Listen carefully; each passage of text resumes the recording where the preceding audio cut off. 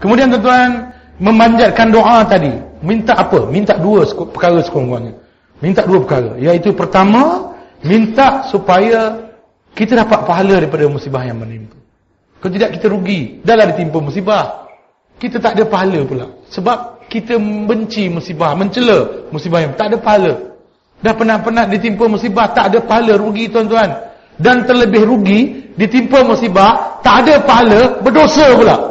Pasal apa berdosa? Mencela musibah yang menimpa itu. Dapat pula dosa. Sebab itu kita mesti berdoa. Dan doa dia tuan-tuan, ya Allah, saya belum tempat betulkan lagi tuan-tuan. Allahumma ajurni sebenarnya, ya. Allahumma ajurni fi musibati wa khlif li khairan minha, ajurni.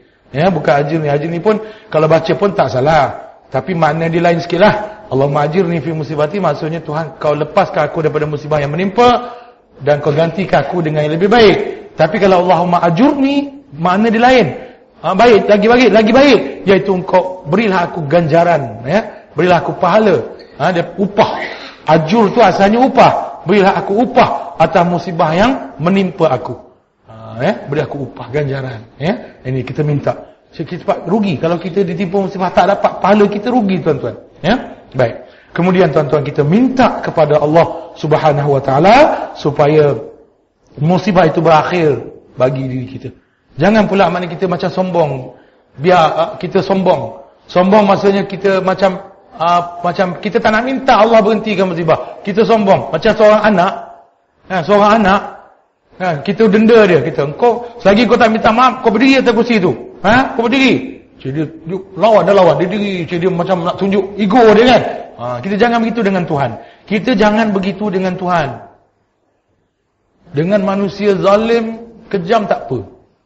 Kau jangan pergi situ. Kenapa pula? Kan? Itu tempat umum. Orang pocor-pocor boleh, buat maksiat lain boleh. Kan? Takkan nak duduk, relax, sembang-sembang, membantah, tak boleh. Itulah itu lain kan. Tapi dengan Tuhan, jangan begitu tuan-tuan. Dengan Tuhan, kita kena minta. Bila kita ditimpa musibah, kita kena minta musibah itu berhenti. Tunjukkan yang kita ini hamba Allah, lemah dan perlukan Allah. Bergantung pada Allah. Ya? Sebagaimana Nabi Ayub AS tuan-tuan. Nabi Ayub. Wa ayyuba ilnada rabbahu anni masani ad-dur wa anta arhamur rahimin fastajabna lahu fakashafna ma bihi min dhurrin wa atainahu ahlahu wa mithlahum ma'ahum rahmatan min 'indina wa dhikra lil 'abidin. Maksudnya, dah ingatlah kisah Ayub.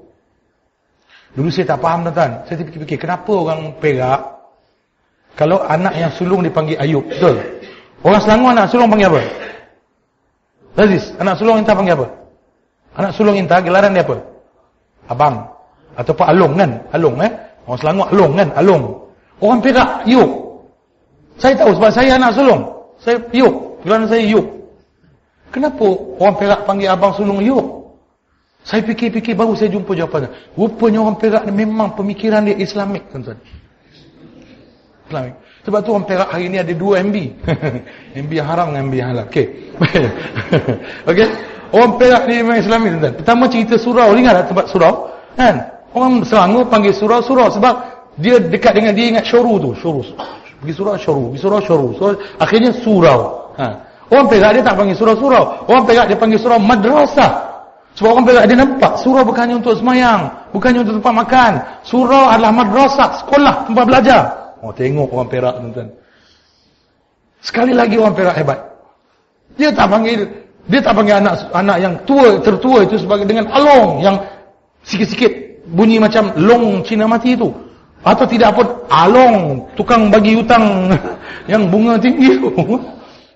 Tapi orang Perak panggil anak pertama dia Ayub.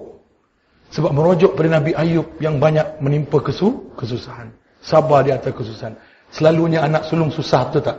Sabar, jaga adik-adik kan. Ayah dah uzur, mak dah uzur kan. Yang sulung kadang-kadang berhenti sekolah, kerja kat kilang, nak cukup belanja nak sekolah kat adik-adik. Adik-adik jadi engineer, doktor. Abang begitulah, abang sulung. Ayub, ya. Alamak, bangga aku jadi Ayub. Okey tuan-tuan ya. Okey, kita balik bercerita kisah Ayub tadi. Dan ingatlah kisah Ayub ketika ia menyeru Tuhannya, ya Tuhanku, sesungguhnya aku telah ditimpa penyakit, ditimpa musibah, penyakit. Dan Engkau adalah Tuhan yang Maha Penyayang di antara semua penyayang.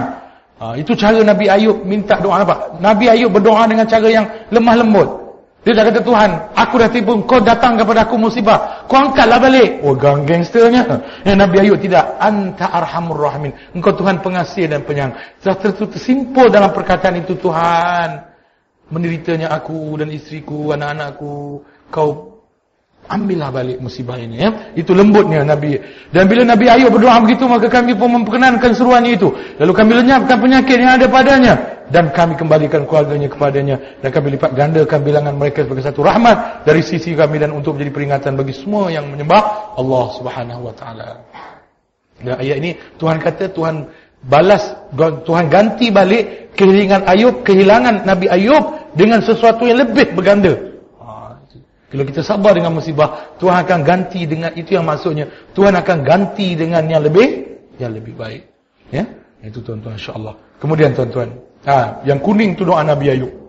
Jadi kita ada 3 doa sekurang-kurangnya yang kita nak baca kalau kita ditimpa musibah waliyazbillah. Pertama, innalillahi wa inna ilaihi raji'un. Yang kedua, Allahumma ajurni fi musibati wa akhlif li khairan minha. Yang ketiga, Rabbi anni masina dur wa anta arhamur rahimin. Ya, insya-Allah dalam blog saya ada catatkan 3 doa ni, tuan-tuan boleh salin daripada situ. Okey? Untuk amalkan insya-Allah.